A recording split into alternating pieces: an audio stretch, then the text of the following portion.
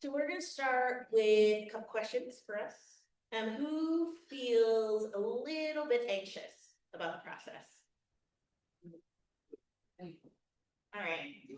Who is wondering if they even have a story to tell? Anybody wondering?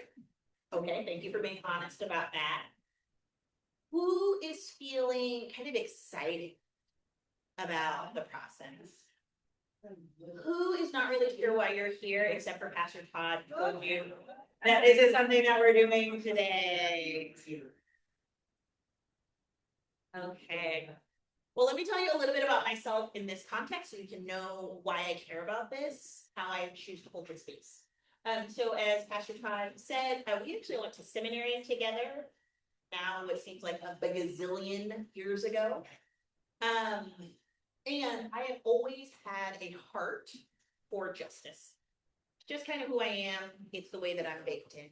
I was trained by a lot of organizers, and I found my people, and I found faith-rooted organizing. I was just like, my two favorite things put together.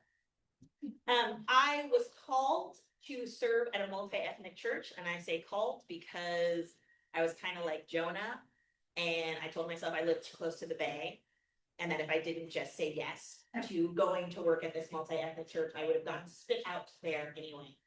And it turned out to be a spectacular blessing. A lot of places of growth, a lot of challenge, but actually this whole storytelling process grew out of that space. The mission of the church that I worked at was people who don't belong together gathered around Jesus for the sake of those who don't belong. It sounds nice, doesn't it? I thought it did. And then I was like, so when are we going to start talking about white supremacy? And they were like, whoa, whoa, whoa, whoa. We just talk about the Bible. And so I complained about it enough, and I kept asking the question. I was like, this feels like the real work to me. Like, to be honest about people who don't belong together. Ephesians 2 is my grounding verse with the reality of naming that what I understand Christ did is Christ named hostility in the world and then said, I'm bigger than hostility. And so to me, it's about being honest about the reality of the world that we live in, and then moving in the hope of redemption and true reconciliation and true kingdom that we hope for. So I started working on this with a spectacular, a white woman who was working with InterVarsity at a time, and an Asian American woman. And we had 11 people who showed up to a small group, and they were like, what are we doing? And I was like, I don't know yet. And we spent the next 12 weeks with each person telling their ethnic stories. And when I tell you that lives were changed, lives were changed. Not because I offered a great curriculum, the curriculum was fine. Not because I was a dynamic facilitator, I am a dynamic facilitator. But through the process of telling story and receiving story, transformation happened for every single person in this.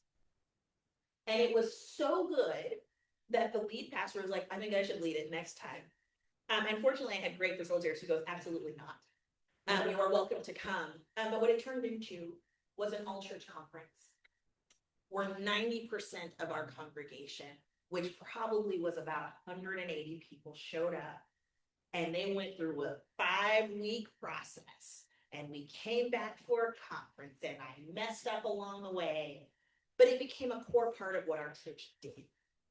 A core part of the way that we understood ourselves, the way that we interacted with each other. This is not about shame. This is not about judgment. This is about curiosity. This is about listening well. This is about owning our own stories. So that is one thing that feels really important for me to do. Sometimes people invite me to spaces to do anti-racism trainings, and really what they want me to do is beat them and make them feel bad because they already feel bad. No, thank you. I come with the posture that I believe that God is faithful, that God is faithful when we're honest, and then the reality that the sin of white supremacy hurts everyone and is antithetical to what God desires for us. And so in this journey, it's kind of truth-telling, and it's also visioning what else might be possible together. Did y'all want to stay? If anybody needs to leave right now because you decided you changed your mind. Don't. So the journey, I actually, and I also say that I will not promise you a safe space. I can't promise that. I will promise that I am gonna hold a container so that you can be as brave as you feel like you can. I may mess up. Somebody else may mess up. We're talking about race. If anybody got feelings when you talk about race? It happens. But we are choosing to do this work together. And I trust that the power of the Holy Spirit, I trust that God's faithfulness, I trust that the commitments that we will bring together will allow us to lean in and be surprised and be empowered in the way that the Spirit is. All right, so you should listen to me because I'm going to do this. I've also done this training before. This is not my first time. I did it for some friend of y'all's, I think, First Congregational Church of Berkeley. I did it with Molly and their crew. I did it at Lafayette, Miranda Presbyterian Church. So I've done it in contexts that are mostly white. The church that I worked at was truly multi-ethnic. And there are different ways that I think about it in both spaces. So I'm holding all of that in this and holding all of it.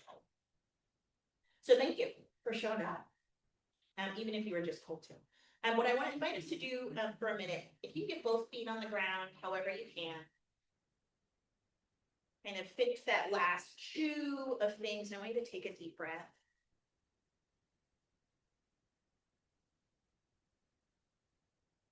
Take another one.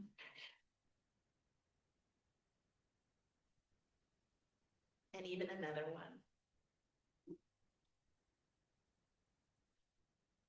The invitation that I will offer throughout is to notice yourself. Notice what feelings come up as we're talking, as we're listening, as we deal with questions. Notice where you feel things in your body. This is not a heading practice. So I'm going to keep trying to pull us down. Yeah. Because we live our stories in our bodies, right? Yeah. And we show up in our bodies. All right, so this is the other grounding that I would like to offer for us, which is the other foundation that everything is built on for me. There's gonna be a lot of scripture, so I like the Bible, even though it's weird and complicated. So this is from Psalm 139, and this is verses 13 and 14.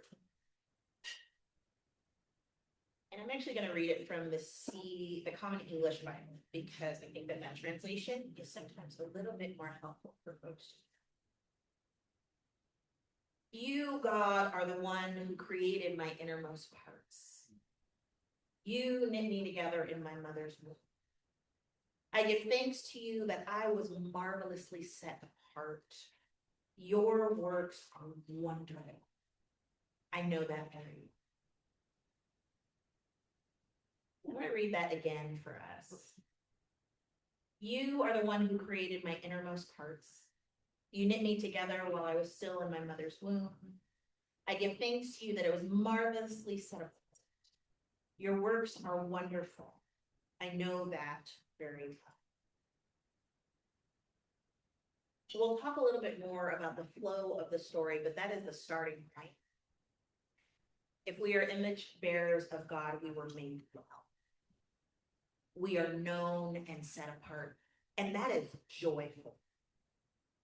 That tells me no matter else what the world says about me, I go back to this and I go, oh, I am marvelously set. I am intentionally and wonderfully made. And that hits different for different of us when we say that. But that is the grounding on which I do. And then I trust and I believe, and maybe you believe, that the world tells us different stories than that one. We need to be honest about that, but we come back to this. So I want to let you know that this work is beginning not with answers. Sorry, not sorry. This is a work of curiosity, of our own stories, and a willingness to hear, and here's what I'll say, to hear other people into life. To use the power of listening to let someone else's story flow and thrive and grow. All right, I feel like I'm already talking a lot, but here we are. So why are we doing this? Why are we doing this? Why is this anti-racism? Because the reality is that humans tell stories. Do we tell stories? Like, we tell stories about everything. We tell stories to make meaning of the world. We tell stories about us, right? We tell stories about them. And we need to understand who we are, where we come from, what we are for, and why we struggle, so that we can show up to our justice work even more grounded and centered in ourselves. So I understand that ethnic storytelling is a very different entry point than here's a definition of white supremacy, and here is a definition of bias, and here is a definition, and go forth and do these 5 different tasks, and you will no longer be racist. That is not what we are doing today, or for the next 5 weeks. I apologize. We are not going to end racism in the next 5 weeks. My bad. No. But ethnic storytelling offers a really different entry. Rather than beginning with what am I supposed to do, or what should I know, or where do I go, it starts with who am I? Who am I? What do I bring to all of the spaces that I come to? I think of it, what's that bag that your family has been dropping stuff in? And every now and then you go on the bag and it's like, oh, that's nice. That's nice. And you go, oh God, right? Do we all have those gifts? I like that you laugh, because did you find some of those? You found some of those? We got a big bag of stuff. And it is worth going through it and saying, what are the gifts I want to hold on to? What are the gifts that are mine, but I got to figure out what to do with? And that's what we get to do.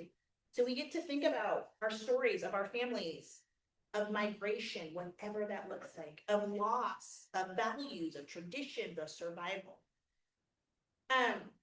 And I am naming that this is a predominantly white space, and this process is different for people of color. So I'm going to just name it right now. It is a different process. When I would do it in the small group, all the POC would be like, first instance of racism. They're like, boom, 8 years old. This is what happened. Tell me the story. And so folks, people of color can slide into the story pretty easily, because we tell the story a lot. Not every single person. Almost every single white person goes, I don't have a story. I don't have an ethnic story. I can't contribute anything to this conversation. And that is one of the harms of white supremacy. Whiteness is so normal that there is no invitation to explore your own story. And as a woman of color, what that often means is that I get invited to spaces and they go, Riana, tell us your story. Tell us what it means to be a Black woman. And I'm like, tell me what it means to be a Black man or a white man. And they're like, whoa, whoa. So it's a different expectation. And so if we can come with a generosity of, I have a story too. And I understand that this is a process of sharing and listening and going back. So naming one's own ethnic story is not about shame. It's not about guilt. It's about knowing and deciding how we want to move. For POC, I say the work for us as we name our story is we keep getting to go back to a story that is ours, not the one that the world puts on us.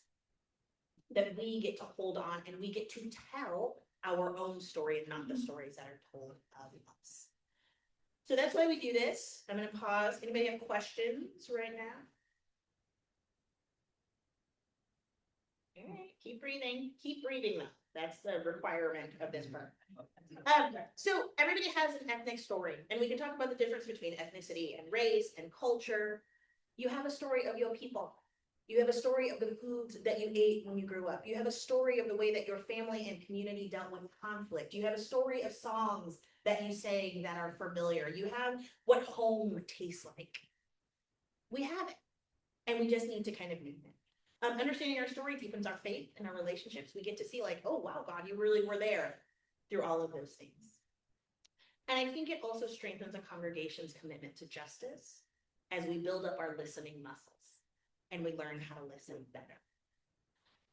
So again, I will say kind of the differences for white folks. Whiteness is often experienced as normal rather than a racial identity. And white folks got a racial identity too. And so it's important for us to name that. Naming our stories helps us to move beyond denial and guilt and defensiveness. I'm gonna say that again. Moving beyond denial, guilt, and defensiveness, because what was the first thing that I said about who we are? Anybody remember? Psalm 139? We were made well. So what does it mean if that's our starting point? And when we look at the ways that we've strayed, we say, I can always come back to the goodness that I was created in. And I would say storytelling just builds a capacity, as I said, building our listening muscle. And for POC folks, we're doing an antidote to the stories that are told about us, and telling our own stories. So this is the way that we're going to do that. Again, I am so incredibly churchy. I'm so churchy, y'all. I love it. It's real. So we are going to do 3 movements. I'm not just churchy, I'm like reformed churchy. Any Presbyterians or reformed folks in the house? Woo woo. And guess what? UCC folks, y'all are also coming from a reformed tradition, which is true, right? It's right. It looks different in the ways that we all do this. So we're going to start with different movements. So over the next 3 weeks, we're going to go through these movements together. We're going to start with creation. How are you created good? What are the things that you are proud of? What are the traditions that have sustained you in formation? We got them. What is the meal that your grandma cooked that met your soul?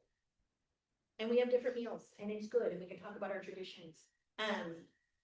Then we're going to talk about fall. And if that's not your theological framing, that's when things get messed up. God said everything is good. It's very good. Like, it's so, so good. And people are like, how about we make it worse? Like, how about we take your good thing and we make it bad? Do we agree that maybe people do that sometimes? Okay, just making sure. Because if we're not on that page, then I should go home. And we're going to be honest about it. We're going to be honest about the harmful stories that we receive. We're going to be honest about the places of silence. We're going to be honest about the systems that we've contributed to and been hurt by. We're going to be honest about the places that we have gotten very far from the fearfully and wonderfully, from the set apartness. It's got to name it, be honest about it. And then, yay, because that's not where we end, we go to redemption. And we go to, who do I want to be? How do I get more in alignment with that goodness that I believe God wants for all of us? So here's the thing about storytelling. It does not have to be perfect. Oh gosh, please don't let it be perfect, because if it's perfect, it's probably not super true. Let's just name it. It's not about being like super impressive. Nobody really wants to hear how you have overcome your full family legacy and you are now living into the fullness of light and magic and moonbeams, and you no longer have a racist bone in your mind. I'll just say, nobody's interested in that story. Sorry, because it's not true. The truth is that we are on a journey, and it's a willingness to be on the journey. It's about being honest. And we'll have some ground rules, and you can decide how honest or not honest. No. We want you to be honest. You get to decide how much you want to share and how much you want to hold to yourself. But the goal is honesty and curiosity and openness.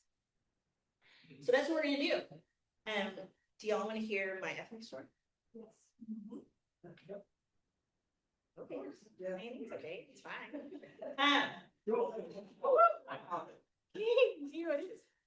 And here's a part of what we're doing now. I'm sure that some people really wish they had a packet in their name. Does anybody wish they had a packet? Who wishes they had a packet? Like, what are we doing? Is there an agenda? I wish I could like flip through something and read what's going on, what's going to happen next. I get it. Where am I in the schedule? Is she on schedule? Is she not on schedule? I'm just vibing. It's giving a little bit too much Pentecost and not enough decent in order. But I'm here for Pentecost as well, actually. We're practicing our listening. We are practicing being in our bodies. We are practicing noticing what happens when we hear somebody else's story, because y'all are going to have some feels. I have some feels when I tell my story. I've been doing it for the past 10 years. It kind of, what I focus on changes every single time, and it feels different every single time I tell it, and that's okay. So here we go. And here's the other joy of my process. I'm setting a timer. And I'm setting a timer, and I want you all to hear, when you tell your story, when you craft your story, you will also be timed. That is a matter of equity. Everybody gets the same 7 minutes. If you are a chatty person and you want to use up every single second of those 7 minutes, it is yours. If you decide You say, hey, I'm Black and I'm proud. Guess what we're gonna do for the next 7 minutes? Sit quietly. Because that is my time. So I set a timer as a matter of equity. I'm gonna do it for myself. I actually have had more than one time, I thought I was all tight, and then I had to stop mid-sentence. Because you stop mid-sentence, we all have the exact same amount of time. In theory, this is 5 minutes. I can do it. I believe in myself. Okay, there we go. So I was raised by the archetype of an angry Black man. My dad is from Gary, Indiana, and refers to himself as a staunch segregationist, which we told him he could not say on YouTube because my brother works in the public government. But he talked so proudly of the gift of growing up in a segregated Black community. He talked about the mechanics who let him like hang out and learn how to cuss behind their shop. He talked about all of his teachers who lived around the corner. And he will tell you that every successful Black person is from Gary, Indiana, by some way. And there actually are a lot.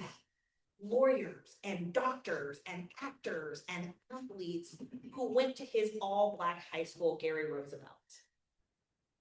At my house, we had Black History Thursday every single week in our living room. And we talked about the great civilizations in Africa. We talked about the contributions of Black inventors. Say thank you for like the ironing board, the Pentagon, the like traffic lights, ice cream scoops. Black folks really do make the world go round. We talked about activists. We talked about entrepreneurs. There is a book that we had called The Black Book, which included the history of Black folks in the United States. And by the time I was 7, I saw more images of lynchings and dogs attacks and water hoses being turned on people younger than me by 7 or 8. We watched Eyes on the Prize, we watched Roots, we watched Zulu as a family. And my father's constant refrain was always remember where you come from. And what I remember most about all of that time was the overarching fear that somehow I was going to be taken back to Africa to become a slave. I was afraid by the history that my mother has. However, what my dad was doing was affirming and validating and celebrating a history I would not have heard otherwise. He was forcing me to recognize my current location in relationship to the actions of the people in the past.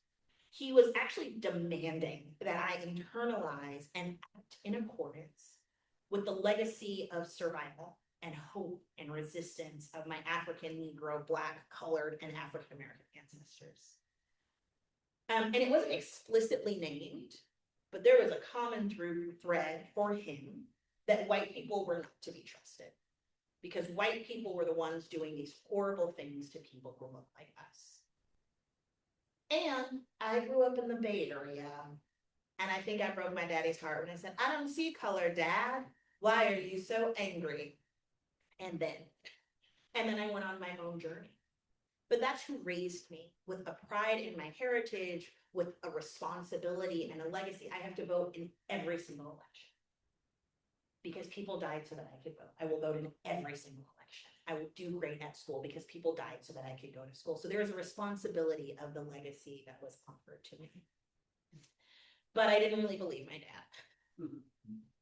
Until I went to college and I had my own experience, and I spent a lot of time going home and be like, Dad, did you know about like systemic racism? He was like, yes, I did.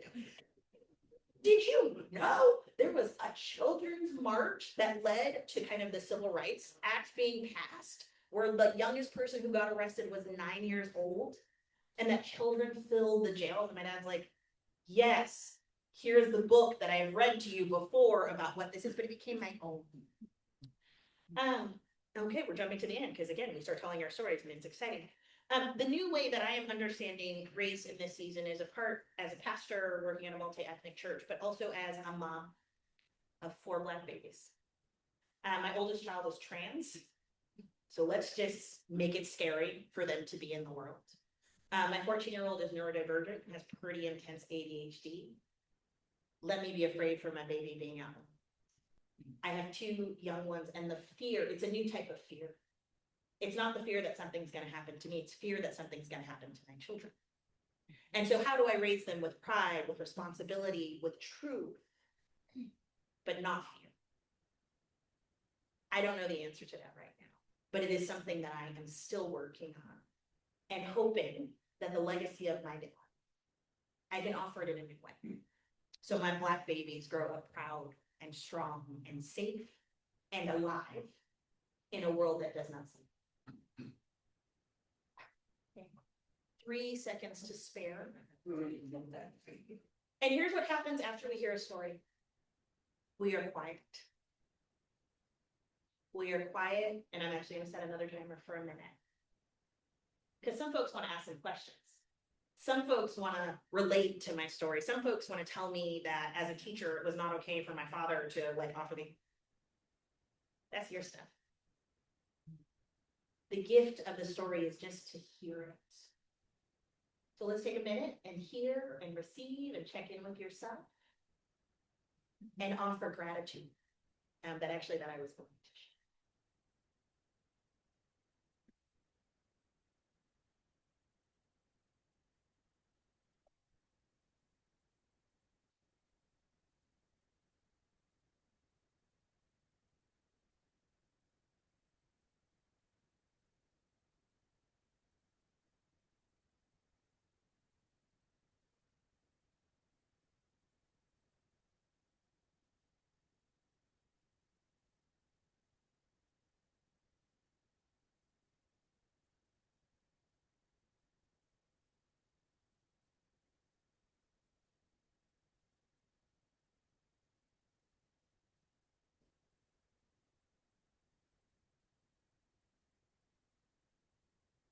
We end our quiet time with only thank you for sharing your story.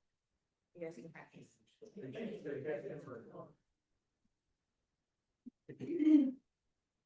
Not only is this about telling our stories, this is about listening. And I understand listening to a personal experience as a way of experiencing God. What a gift that someone would be willing to share parts of their life. Honestly, messily, imperfectly, with some stuff that doesn't feel good. And again, this pause is our challenge to start interrupting. I can fix it. Your story is just like my story, is it? So challenging us to just be and receive and allow folks to do that. So as you're listening to others, you want to listen for emotion or courage or humanity. Listening is an act of care. And that's another part of the work that we do today. Okie dokie. I'm done talking. I don't want to talk anymore. So I'm just going to ask some questions. I have more to talk. I have more things to say, but I'm going to pause. I'm going to invite some questions. And I'm doing this because it's my story. I want to check in with folks. I'm interested to some folks. How did it feel to hear my story? So I'm inviting you into yourself. How did it feel for you to hear and listen to my story?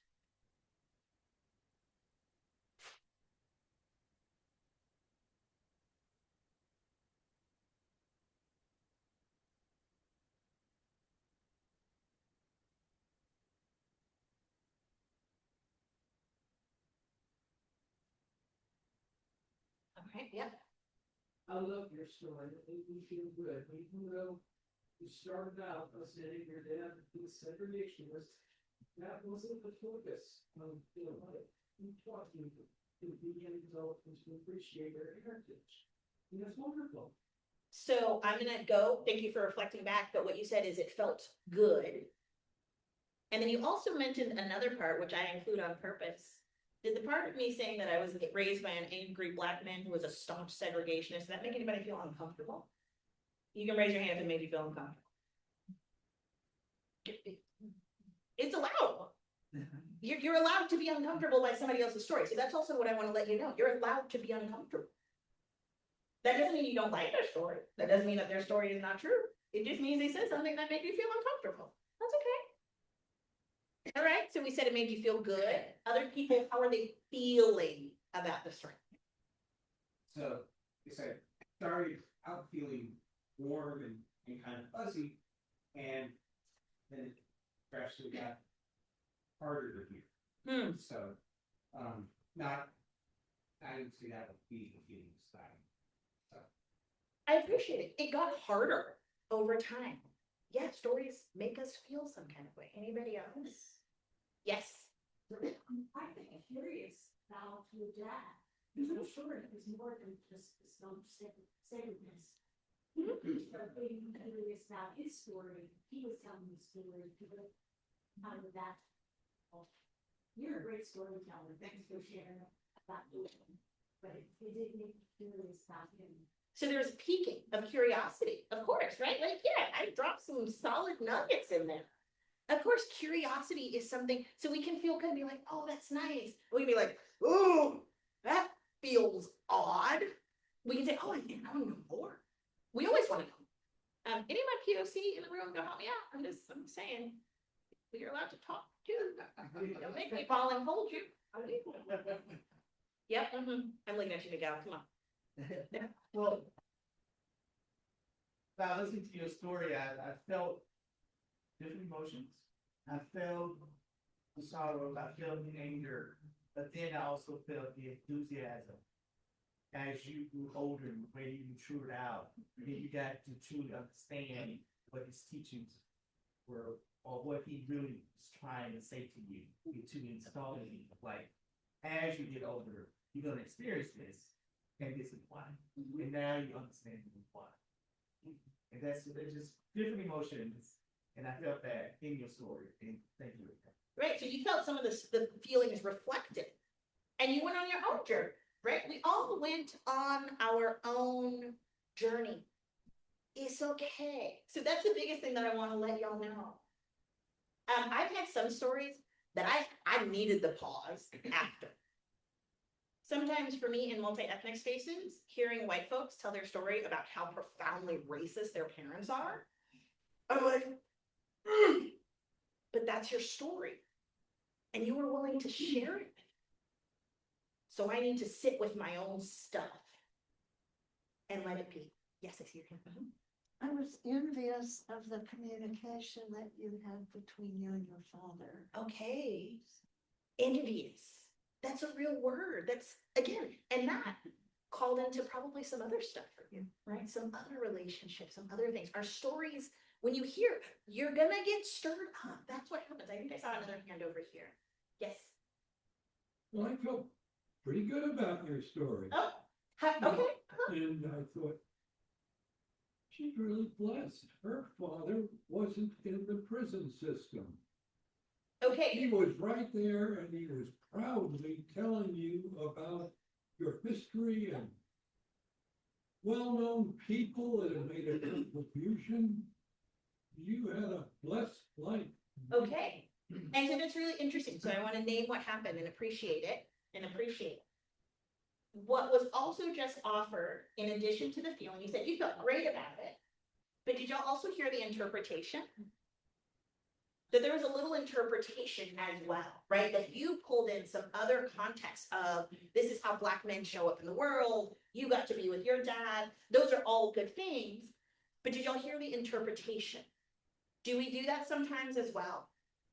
That we hear somebody else's story and then we add some other layers and we create some meaning of somebody else's story.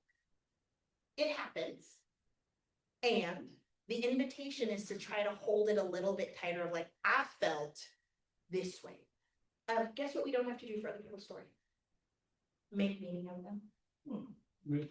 We don't have to make meaning of anyone else's story. That is our work to do. And so that's one of those things as we think about listening. There is a way that we listen now that is, let me fix your problem. Let me put that in the context that I understand. Let me relate to you. Let me do these things. Anybody else? Do we know that? Is that how we listen sometimes? We're ready to keep it up. But to sit and say, I felt good. I felt curious. I felt enthusiasm. I felt. And keeping it in us as we hear and see. I think I saw one more hand and then we're gonna keep going. Yeah. I was thinking about why I felt uncomfortable. Oh, okay. And I think it was because I was in the beginning, when you say my father was a staunch segregationist, I was worried about the relationship with him as you grew older. And what I'm hearing is the relationship remained. And I guess I was worried that, Did you hear that? I don't know. I'm just checking in. Did I say that I still have a great relationship with No, my I didn't say great. Okay, did I say that I still have a relationship with my father? But when you made the comment about college, and Uh-huh. saying you went back to talk to him Okay, in college. so you found, okay, That's the linkage that I heard. yeah. But that's where my uncomfortableness was. Where's that gonna go from her? And so there's empathy as well, right? Like there's empathy can be a part of the story. And sometimes when people are telling you hard things, empathy is appropriate, is right. Let me just tell you, I say staunch segregationist, I say it to be spicy. Like that is an intentional choice. There's a little bit of reclaiming for me in that. I actually am saying it, to be perfectly honest. I say it to make white folks feel a little bit uncomfortable. Because what does it mean for a Black man to be a staunch segregationist? That's flipping the script. And that's language, but even segregation, right? If I just said, we're gonna talk about segregation today, would we have some feelings about that? There are words even that zing us. So it's just an awareness. That is the invitation that I'm offering to us. It is just an awareness. Any feeling that comes up is fine. And whose responsibility are your feelings? It's yours. And we can hold each other with grace. But ultimately, it's your responsibility. Who is an expert in your story? Is anybody else an expert in your story? Can anybody else help explain, like, have we ever done that? Oh gosh. Like, can anybody, you are an expert in your story. So you get to be both an expert and you get to have the feelings that come when you hear somebody else's story. So I want you to feel, so my hope is that you feel permission. And my other hope is that you acknowledge that we are going to be uncomfortable at some points during this process. Everybody still breathing? There we go, calling it a win. That's the reminder. This is the muscle that we are building, that we can hear things that make us uncomfortable. We can hear things that we disagree with. We can hear things that make us have questions that we will never get the answers to. We can hear things that feel really good. We can hear things that trigger our past. Are we okay and still breathing? We are. We can do hard work. Take another deep breath. We're gonna be doing a lot of breathing, y'all. You can shake it out if you need to. And the other pause is for the storyteller. I'll tell you that.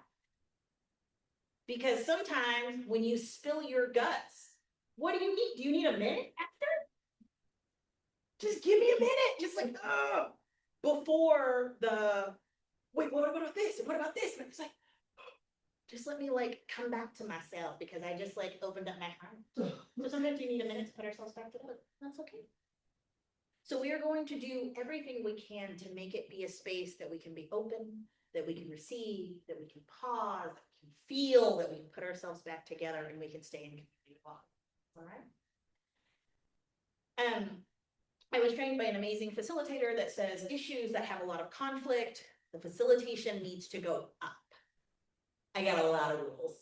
It's also probably because I'm Presbyterian, but there are a lot of rules to me to hold this space in the way that allows folks to show up in the ways that we want to show up for each other. Okay. And so I'm just going to go through those. And then if you have questions, you can ask them. Rule group agreement. These are the group agreements that we will have that we will go over every single time we're together. You are always in control of your own story. Your story is yours. You are an expert on your story. And here's the gift. This space is an invitation to reflect and share, not a requirement to disclose anything that you are not ready to name. You do not have to give up all your family secrets during your ethnic story. You don't have to. You can write them down if you want to. It's helpful for yourself, but you don't have to share that with anyone. Some people might share super personal experiences, and other folks might just give a general, I was raised in Ohio. Sorry, I didn't mean Ohio. That's just a name that just came up. I was raised in Minnesota. Do we have any Minnesotans in here? No, good. I was raised in Minnesota. I don't know what happens in Minnesota, so I have nothing to say about Minnesota. But some people might just, that might be the story. And other people might say, let me tell you the heritage of my folks who came over, who did this. Let me tell you what my dad used to say all the time. And you get to say whatever you want. Both of those are completely appropriate. As I said, it is your time, it is your story.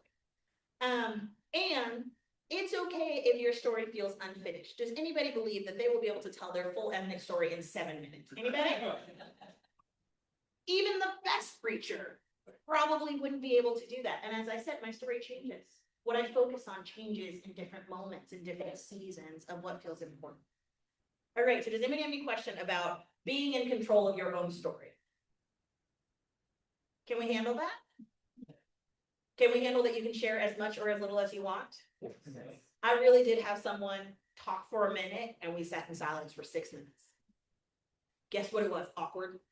It was awkward for me. It didn't feel awesome for me, but it was her time that she used as she wanted to. There we go. All right, so this is a space for learning and reflection, not performance.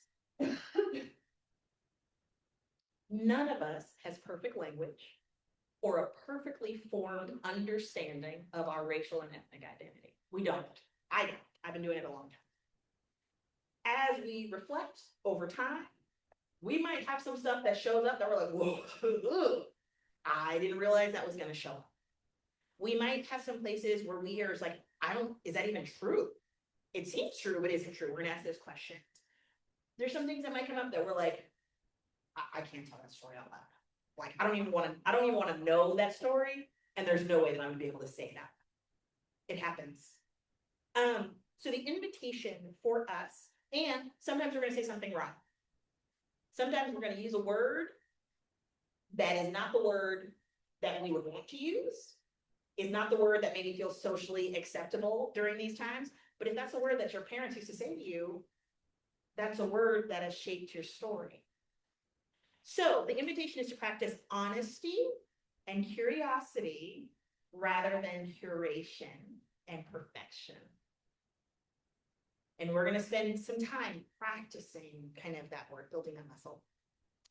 If we're approaching this conversation with humility and a willingness to learn about others and ourselves, we can't help but grow. We are aware, so are we cool with that? Learning, curiosity, not performance. Are we okay? Does that make you feel a little bit better? You don't have to come with your full manuscript and go and like do interviews and ethnographs. No, you don't have to do any of that. Come with yourself. This is another really important one. We are aware that participating in this group may trigger unresolved feelings from our past. Does anybody have any triggers yet? Even thinking about it? Has anybody started thinking about one of the stories? You're just like, we try not to think about it, right? And so here's the thing. We have to work to untangle our initial reactions. Notice it. What was that? Where did that come from? So it's even being curious with ourselves as we go through this process. And also, who is responsible for your feelings? If you are feeling some kind of way and you need a moment, what can you do?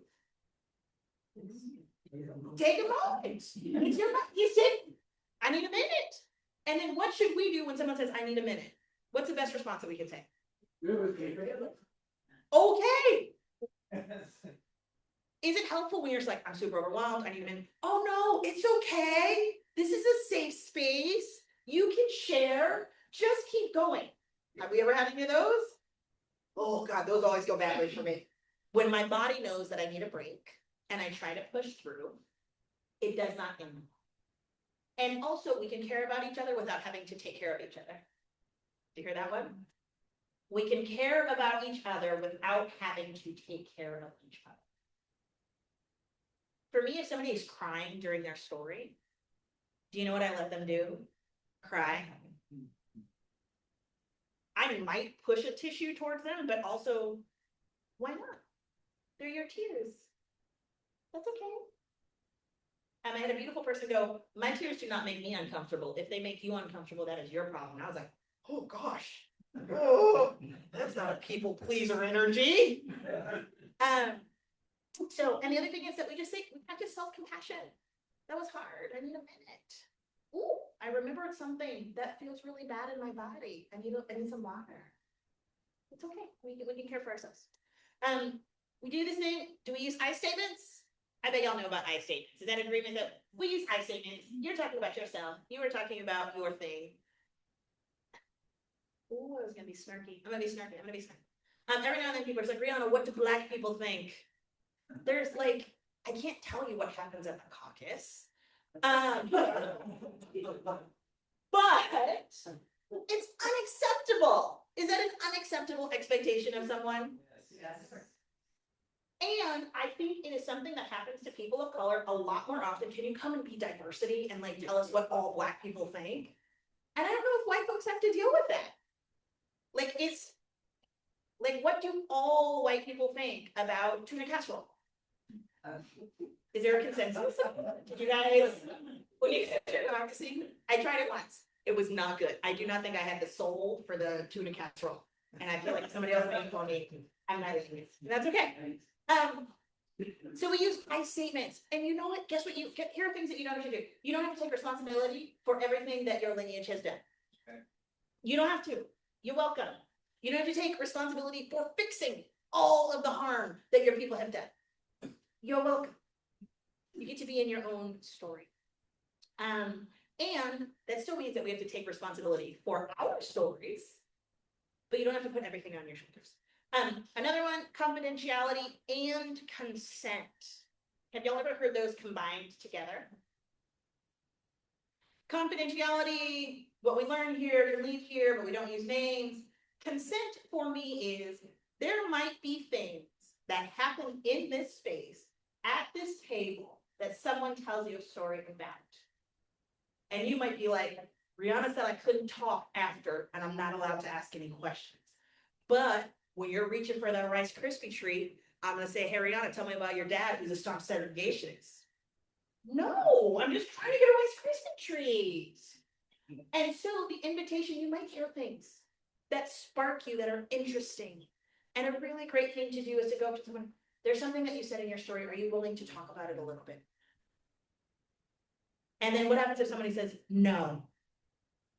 What's a great response? Okay. I actually love a thank you when somebody tells me no. Thank you so much for telling me no. Thank you for honoring your own boundary. Thank you for trusting me enough that I will respect your. So thank you. But also, yeah, y'all, this is I just got fired up and I had my whole feeling. You cannot, I'm making it a rule. You cannot ask people about their stories outside of this context without permission. We are creating a special thing. You can perhaps at the end invite somebody and be like, I'd love to share a story with you. Are you willing to go out for coffee that we might talk a little bit? Don't catch people while they're trying to get the right person. And this is the final one. We respect where people are in their anti-racism process. Are we all on a process? Has anybody arrived? Todd, did you arrive? Sadly, no. Okay. I'm looking at time. I will give you guys a little side note. So we let people be where they are. Guess what? You get to be where you are. Who does your process belong to? It's your process. And so even though I'm talking about all of these things that are yours, your feelings are yours, you care for yourself, you don't care, we are still doing it in community. And because we are doing it in community, we actually have more power to be with ourselves while we work. So I'm not marking rugged individuals. I'm saying we get to be held so that we can do our work. Okay, little story. So as we talk about if anybody has arrived, I used to do a thing with the community that I was in. It was a continuum of an anti-racism church. And I would say, one, Klan church. It is a church that says we are the Ku Klux Klan, only white people are allowed, our God is white supremacy. Okay? The other side of the spectrum is heaven. Jesus has returned, all is right in the world. Two is like a white church that's cool with brown people, kind of. Three is called a multi-ethnic church. If you really wanted to make my old boss mad, you would call it a racist multi-ethnic church. where all of the systems stay the same, but you got enough people to add some seasoning. 4 is a true anti-racism church, that it's systems, it's people, everything is moving towards an anti-racism level. And the last one is heaven. So I'm sitting in a group, I'm like, okay guys, where's our church? Where's our church? And someone's like, we're a 5. And I was like, 5 is heaven, y'all. Like 5 is heaven. And he's like, we're a 5. I was like, and so it was interesting, and as I give this little anecdote, the people of color actually gave us much more grace. And they're like, we're definitely an anti-racist church. And I was like, we're here. We're not. Because we were having conversations that they had never had in church before. And then for the white folks are like, we're a 1. I was like, hey guys, I work here. We're not a 1. And so it's starting to understand that we experience community differently. And we get to be on our journey, and there's some places we are further on our journey, and other places we are not. So it's okay for us to do that. Okay, let's do the last little. We're gonna grab it all up, and here's what's gonna happen. So this is the way that each of the weeks will work. We will come in together. You guys are getting the gift. I actually just sent folks away when I did it at my last church, and I saw them at the beginning, and I saw them at the end. I will be here with y'all for each week. So we will come together. We will do some kind of opening prayer. We will do some grounding. I will give you prompts that you get to reflect on. Can my table facilitators raise their hands, please? So we have some table facilitators who will be at the table with you. The encouragement that I have is you kind of get a group and you stay with that group as best you can. Because what you are going to get is an opportunity to practice crafting your story, telling your story, and listening to your story for 3 weeks. And you remember the creation, fall, redemption. We'll start with creation. And there will be some prompts I will offer to you. So you don't have to come ready. If you were wondering, like, oh my, I don't have a story. That's fine. I got questions to help you get there. So for the first week, we'll talk about creation. How did God make you good? What are the things that you are proud of? What are the traditions that you're ready to pass on to your kids? We can ask some questions, or you'll have some time to write, and we'll have some time to share. Okay. Then for the next week, we'll talk about how is it going less well. You'll have some prompts. You'll have some time to think, some time to write, some time to share, some time to listen. So y'all get to do that 3 times. You're welcome. And then on our final gathering, you get to tell your whole, and I'm always going to put it in quotes because again, we said it's not the whole 7 minutes. You get to tell your whole story. And you get to kind of put it all together in the ways that you want. So you're going to get many chances to practice and many chances to listen. Okay? With questions along the way and facilitators who will keep the table safe. And this is another caveat. For the POC, I will be the table facilitator for the POC. Yeah. What is a POC or facilitator? POC, person of color. Thank you for asking for that. So for any of the people of color here, people who are not white, who don't identify as white, I will hold table for us. And I do that for 2 reasons. We tell different stories in different places. Do we agree about that? Yeah. Depending on our audience. And actually, I think that there is a safety, sometimes, in my experience. If you get to start with one group who maybe has similar-ish stories, and then you get to decide from there. Again, another story. It was a group of 3 white guys. And they go, thank you so much that I got to tell my story first with the 3 white guys. Because I got to say kind of all of the things. And then we would mix up our groups and we would say, how's your story different? Depending on who you're talking to, because it is. But for me, as a measure of safety, for people of color, I will facilitate our group together so that we have the space to share our stories in ways that we can, and so that we can receive potentially with less triggering. So that's what we'll do. So we'll do 3 weeks of practice on our different things, and then our final week, we're gonna try to put it all together, and we'll do that in. Take another deep breath. I just took one because I needed one too.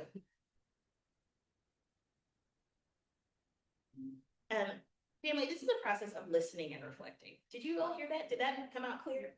Yes. The power of what we are doing is reflecting and sharing and listening. And I promise you, it's going to change things. It's going to change things. It will. The goal is not perfection. The goal is not perfection. It's a deeper understanding of yourselves and the community that you're with. And guess what? We're doing it together. So maybe you don't tell somebody like, oh, I want to talk about your story. Be like, that was weird, right? That was hard. That didn't feel great. We're allowed to have those conversations. Do we have any other final questions before I offer a closing prayer for us? Because I'm almost. Yes. Could you offer some encouragement if folks really want to be a part of this, but they gotta miss week 3? So they gotta miss a week. What would you say to them? I would say that's okay.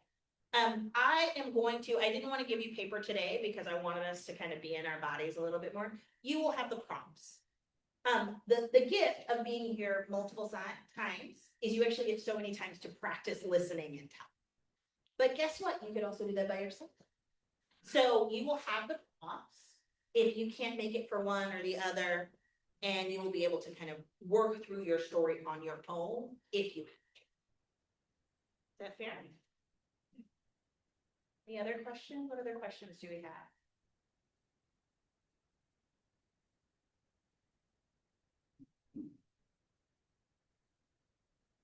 Nobody left. I'm just saying.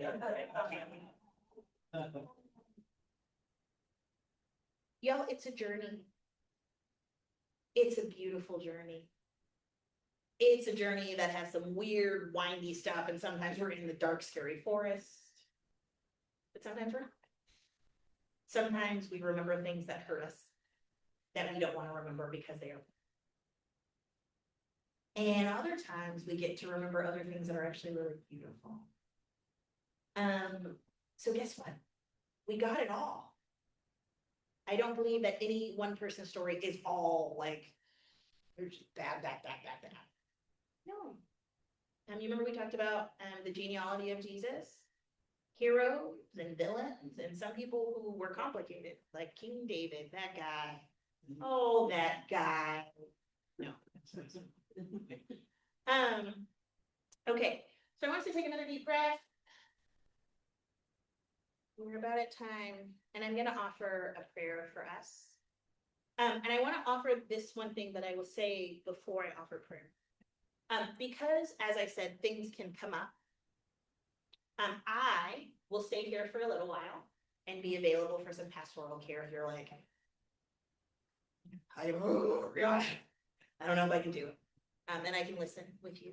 I know Pastor Todd will also offer some space. And if we're going through this process and things start coming up in a way you're like, I actually am needing a little bit more support, that's something that I can offer too. That's something that Pastor Todd, I've just volunteered you for that, but that's what you do.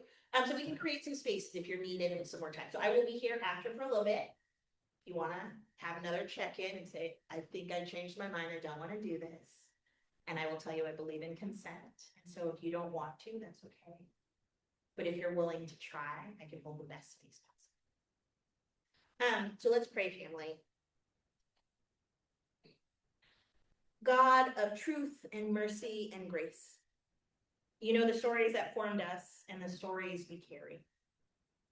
Give us courage to tell the truth about where we come from, humility to listen to the stories of others, and wisdom to follow your call, to step into your story towards a reality of justice and reconciliation. Amen.